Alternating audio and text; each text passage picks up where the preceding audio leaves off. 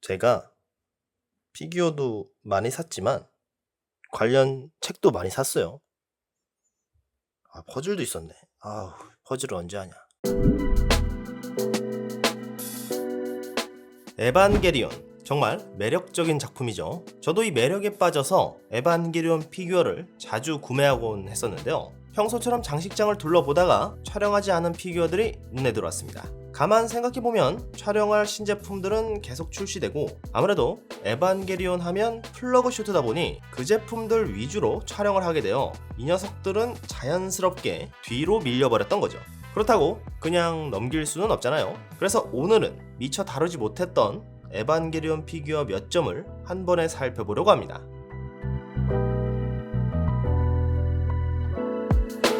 피규어를 수집하다 보면 평소 내 취향과는 완전히 다른 녀석들에게 반사적으로 손이 가는 경우가 있죠. 저에게는 바로 이 메가하우스의 룩업 시리즈가 그랬습니다. 룩업 시리즈는 모든 제품이 동일한 프로포션으로 만들어진 약 11cm 정도의 아주 작은 사이즈인데요. 이름처럼 나를 올려다보는 듯한 귀여운 시선이 가장 큰 특징입니다.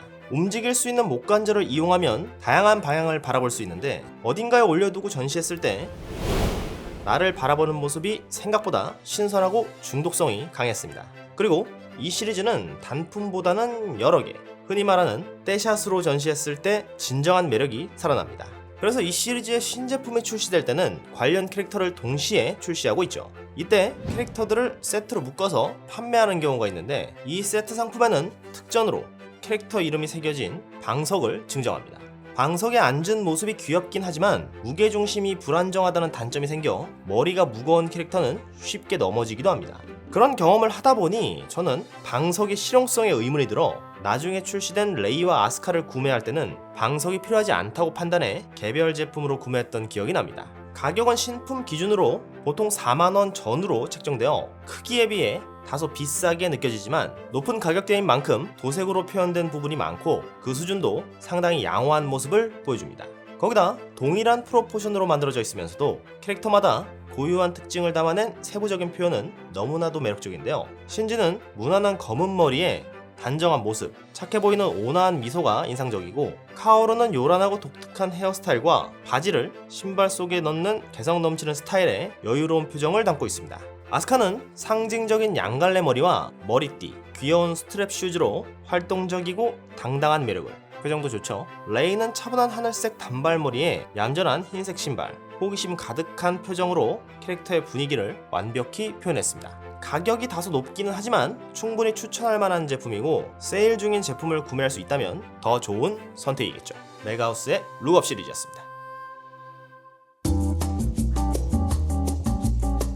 언제나 특별한 존재였죠. 카츠라기 미사토. 낮에는 유능한 지휘관이지만 퇴근 후에는 냉장고를 가득 채운 맥주와 인스턴트 음식으로 하루를 마무리하는 현실적이면서도 인간적인 면모가 매력적인 캐릭터입니다. 하지만 인기 대비 모형화된 사례는 많지 않았고, 출시된 제품들도 지휘관 복장을 한 일관적인 이미지로 표현된 경우가 대부분이었습니다.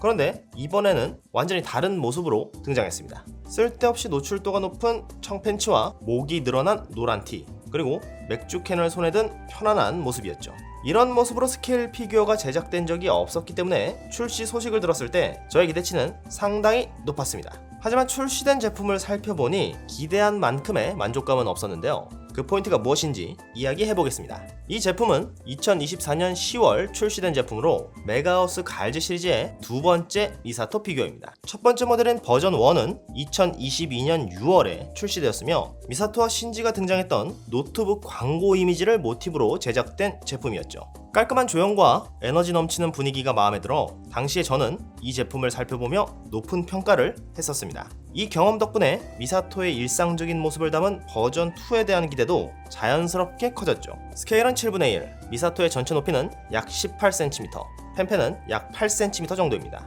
그런데 버전 1과 동일한 7분의 1 스케일로 표기되어 있음에도 제품의 비율이 다른 건지 펜펜만 가지고 크기를 비교해봐도 같은 스케일이 아니라는 점이 확연히 드러났습니다. 큰 문제는 아니지만 한 제조사의 동일한 시리즈임에도 불구하고 스케일 표기의 신뢰성에 의문을 품게 만들었죠. 버전 2에서 가장 기대했던 부분은 포징이었습니다. 미사토의 체형을 자연스럽게 드러내면서도 감탄사를 내지르며 맥주를 마시는 장면은 보는 이까지 시원한 느낌을 받을 정도로 작품 내에서 생동감 있게 연출되었는데요. 제가 기대했던 것도 바로 그런 분위기를 모형에 담아내는 것이었습니다. 하지만 출시된 버전 2는 바닥에 앉아 맥주캔을 가볍게 들고 있는 포즈로 디자인되었는데요. 포즈 자체도 그렇게 재밌어 보이지 않고 다리의 각도도 상당히 불편해 보였죠. 무엇보다 이러한 자세는 메가하우스가 근래에 새롭게 전개 중인 손바닥 시리즈의 포징과 상당히 유사한 포징으로 보였습니다.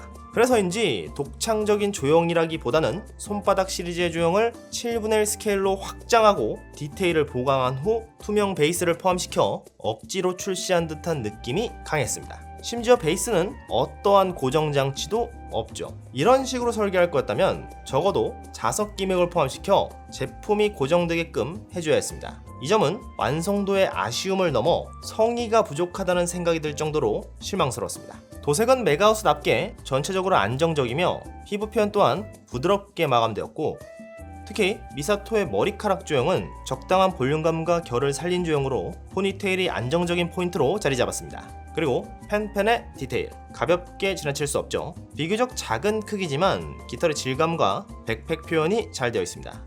특히 캔을 들고 있는 모습이 자연스럽고 펜펜의 여유롭고 즐기는 듯한 분위기를 잘 표현한 것 같네요. 이번 버전2는 홈웨어 스타일이라는 컨셉을 기반으로 제작된 미사토의 캐릭터성이 강하게 담긴 모형이지만 개인적으로는 포징 선택이 아쉬운 제품입니다. 하지만 디테일 자체는 스케일 피규어인 만큼 준수하게 묘사되었고 미사토의 또 다른 모습을 피규어로 소장하고 싶은 분들에게는 충분히 매력적인 제품이 될 수도 있겠네요. 신 에반게리온 극장판 최후반부에 아스카의 보안 장면에서 짧게 등장한 아스카의 어린 시절, 일명 치비스카를 입체화했습니다. 이 캐릭터가 작중 언급되었던 오리지널 아스카인지 아니면 계속 등장했던 아스카인지 명확하진 않지만 모형으로 출시된 만큼 라이선스를 기반으로 한 정확한 설정이 반영되어 있겠죠. 그리고 현재까지 치비스카의 유일한 스케일 피규어라는 점도 이 제품을 특별하게 만들어줍니다. 보통 이런 대형 인기 프랜차이즈의 새로운 모습의 피규어는 제일복권 같은 비교적 저가형 경품 라인에서 먼저 나오는 경우가 대부분인데요. 이 치비스카는 후류의 고급 피규어 브랜드 페넥스에서 그보다도 빠르게, 그것도 스케일 피규어로 출시되었습니다. 스케일은 6분의 1이며 높이는 약 20cm 정도인데 스케일을 감안해도 상당히 크게 느껴져서 실물로 보면 꽤 존재감이 있고 마치 한 장면이 그대로 멈춘 것처럼 생생하게 느껴집니다. 다리를 크게 움직이며 걷는 듯한 포즈와 고개를 살짝 돌린 자연스러운 시선 처리 덕분에 마치 나 좀 봐봐 라고 말하는 듯한 찰나의 순간을 잡아낸 느낌이죠. 베이스에는 눈이 살짝 내려앉은 듯한 디테일과 그 위로 남겨진 발자국까지 표현되어 있어서 겨울 풍경 속이라는 환경이 자연스럽게 연출되어 있습니다. 아웃핏은 전형적인 겨울 외출복으로 볼륨감 있게 조형된 패딩 점퍼는 주름과 광택이 적절하게 표현되어 있고 뜨개질로 만든 것 같은 니트 모자와 머플러, 그리고 벙어리 장갑은 소재 차이가 느껴지도록 섬세하게 묘사되어 있습니다. 그리고 무엇보다 이 피규어의 가장 눈에 띄는 건 역시 가방입니다. 흰색 점으로 꾸며진 핑크색 백팩은 귀여운 분위기를 더해줄 뿐 아니라 가방 한쪽에 달려있는 원숭이 인형과 명찰까지 아주 정밀하게 재현되어 있어요. 명찰에는 SS 아스카라고 적혀있는데 이 이니셜이 과연 어떤 의미일지 팬들 사이에서도 다양한 해석이 오가고 있죠. 저는 그 여러 의견 중에서도 구작의 소류 아스카와 신극장판의 시키나미 아스카를 모두 반영한 것이라는 해석에 가장 공감하고 있습니다. 더 흥미로운 건 이 가방에 달린 원숭이, 신극장판의 시키나미가 아닌 구판의 소류 아스카가 가지고 있던 인형과 동일한 디자인이라는 점인데요. 이런 디테일 덕분에 치비스카라는 존재가 단순히 어린 아스카가 아니라 아스카라는 인물의 정체성 전체를 은근히 암시하는 장치로 보이기도 합니다. 얼굴 표현도 무척 인상적입니다. 뭔가 행복해 보이는 모습인데 입꼬리가 살짝 올라간 미소와 선명한 눈망울을 보면 감정선을 자연스럽게 담아낸 점이 인상적이네요. 작품 내에서 묘사된 아스카를 떠올리면 쉽게 연상되지 않는 표정이죠.